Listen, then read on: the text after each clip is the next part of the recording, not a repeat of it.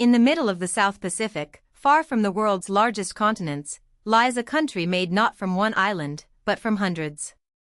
Fiji is often imagined through postcards, turquoise lagoons, palm-lined beaches, coral reefs, and luxury resorts. But that picture only captures a small part of the story. Fiji is also a nation shaped by volcanoes, ocean navigation, colonial rule, military coups, global tourism, sugarcane, migration, and a strategic location in one of the world's most important ocean regions. Officially known as the Republic of Fiji, it sits in Melanesia, within the wider region of Oceania, about 2,000 kilometers north-northeast of New Zealand. On a map, Fiji can look remote. In reality, it has long been connected to movement of people, ships, cultures, goods, money, and political influence across the Pacific. Fiji is an archipelago, meaning it is a country made up of a chain or cluster of islands. It includes more than 330 islands, but only about 110 are permanently inhabited. Alongside those islands are more than 500 smaller islets, scattered across the sea. The total land area is around 18,300 square kilometers, which makes Fiji modest in size compared with continental countries, but geographically complex. Distances between islands matter. Some communities are close to urban centers and international airports, while others are much more isolated. The most outlying island group is Onoilau, a reminder that Fiji is not just a compact cluster, but a wide maritime country. Its identity is therefore not only based on land, but also on ocean space, sea routes, and relationships between islands. Despite having hundreds of islands, most Fijians live on just two, Viti Levu and Vanua Levu. Together, these two major islands are home to about 87% of the country's population. Viti Levu is especially dominant. Around 3/4 of Fijians live along its coasts, where the land is more accessible and the economy is more concentrated. This coastal pattern is important because it shapes daily life, transportation, business, and politics. The capital, Suva, is on Viti Levu, and it functions as the country's administrative and political center. Other urban areas, like Nadi and Lautoka, have their own roles. Nadi is closely tied to tourism and international travel, while Lautoka is strongly associated with the sugarcane industry. Fiji may be an island nation, but its population is not evenly spread across its islands. The interior of Viti Levu is much less densely populated, largely because of terrain. Much of Fiji's dramatic landscape comes from its volcanic origins. The majority of the islands were formed by volcanic activity beginning around 150 million years ago.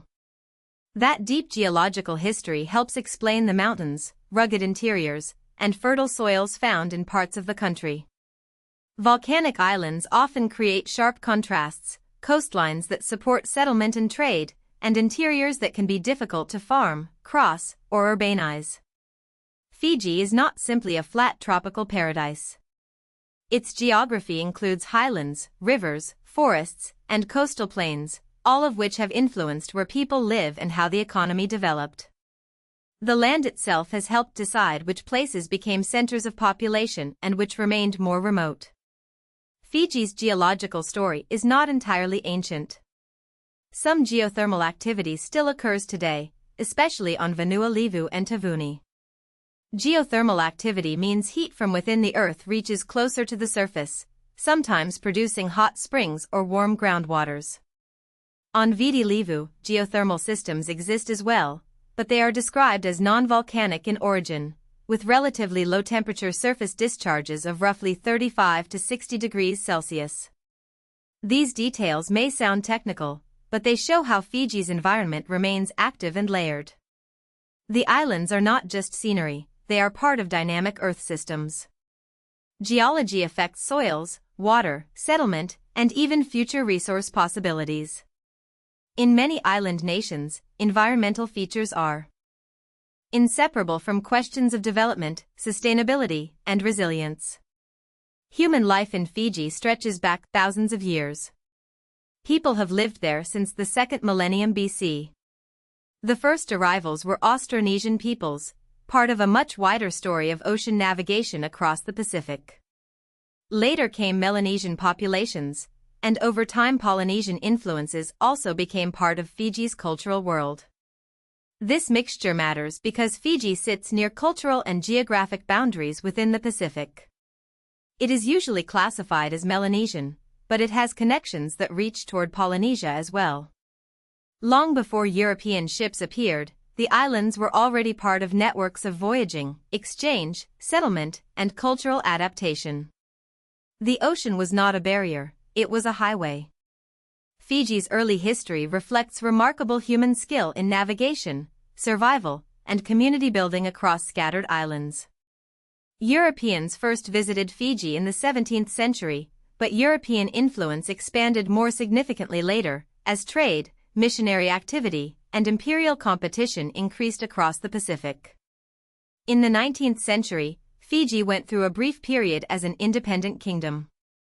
But in 1874, Britain established the colony of Fiji, bringing the islands formally under British imperial rule. Like many colonies, Fiji's political and economic systems were reorganized to serve colonial priorities. Colonial administration changed land governance, labor systems, trade patterns, and the country's position in the world economy. One of the most important economic developments was the growth of sugarcane, which would become deeply tied to Fiji's labor history and export economy. British rule did not simply add a foreign flag, it reshaped institutions and social relations in lasting ways.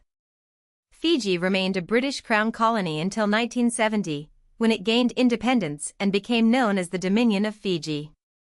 Independence marked a major transition. Fiji now had to govern itself in a complex society shaped by indigenous Fijian communities, descendants of immigrant laborers, colonial institutions, and competing political visions. Independence did not erase the tensions created by history. Instead, the new state had to manage questions of representation, national identity, land, economic opportunity, and the balance of power among different groups. Like many post-colonial countries, Fiji inherited both infrastructure and challenges from the colonial period. The task was not only to become independent on paper, but to build a stable political system capable of representing a diverse population across many islands. Fiji's modern political history has been turbulent. In 1987, after a series of coups d'état, the military government that had taken power declared Fiji a republic. Coups are not just dramatic political events, they interrupt constitutional order, change the relationship between civilian leaders and the armed forces, and often leave long shadows over public trust. Fiji experienced another major crisis in 2006, when Commodore Frank Bainimarama seized power. In 2009, the Fijian High Court ruled that the military leadership was unlawful. In response, President Rata Josefa Iloilo formally abrogated the 1997 constitution and reappointed Bainimarama as interim prime minister. These events show how Fiji's political system was repeatedly contested, with constitutions, courts, military authority, and elections all becoming central battlegrounds in the struggle over legitimacy. A major turning point came on September 17, 2014, when Fiji held a democratic election after years of delays. Bainimarama's Fiji First Party won 59.2% of the vote, and international observers judged the election credible. This did not erase the controversies of the previous years, but it did mark a return to electoral politics and a new phase in Fiji's governance. For a small island nation, political stability is especially important. It affects tourism, investor confidence, foreign relations, development planning, and public services. Fiji's experience demonstrates how the legitimacy of government is not only about holding power, but about how power is obtained, limited, and accepted. Its recent history is a reminder that island nations can have political stories as complex as any larger state. Economically, Fiji is one of the most developed countries in the Pacific.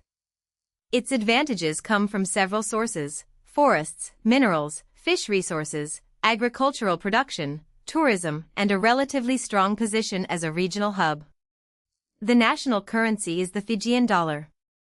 Tourism is one of the country's major sources of foreign exchange, especially around places like Nadi, where international arrivals connect directly to resorts and coastal destinations. But tourism is only part of the economy. Remittances from Fijians working abroad also matter, because money sent home supports families and local consumption. Bottled water exports are another important source of income, as is sugarcane, an industry with deep historical roots. Fiji's economy is therefore both local and global, dependent on natural resources, visitors, exports, and its worldwide diaspora. Fiji's local government is supervised by the Ministry of Local Government and Urban Development, and it operates through city and town councils. This may sound administrative, but it matters because Fiji's population is highly concentrated in coastal urban areas. Cities and towns must manage roads, markets, sanitation, planning, public spaces, and development pressures. Suva, as the capital, carries national importance, while Nadi and Lautoka reflect the country's economic diversity, one shaped by tourism and travel, the other by sugar and industry. At the same time, smaller islands and rural areas face different challenges, from access to services to transport links. Governing Fiji means balancing a country that is urban and rural, central and remote, traditional and modern, all at once. Fiji is often introduced to the world as a holiday destination, but its deeper story is far richer. It is a volcanic archipelago where geography shapes settlement, a Pacific society built from centuries of migration and cultural exchange, a former British colony with a complicated post-independence political path, and an economy that connects beaches, sugar fields, forests, fish, bottled water, and overseas workers. Its importance cannot be measured only by land area or population.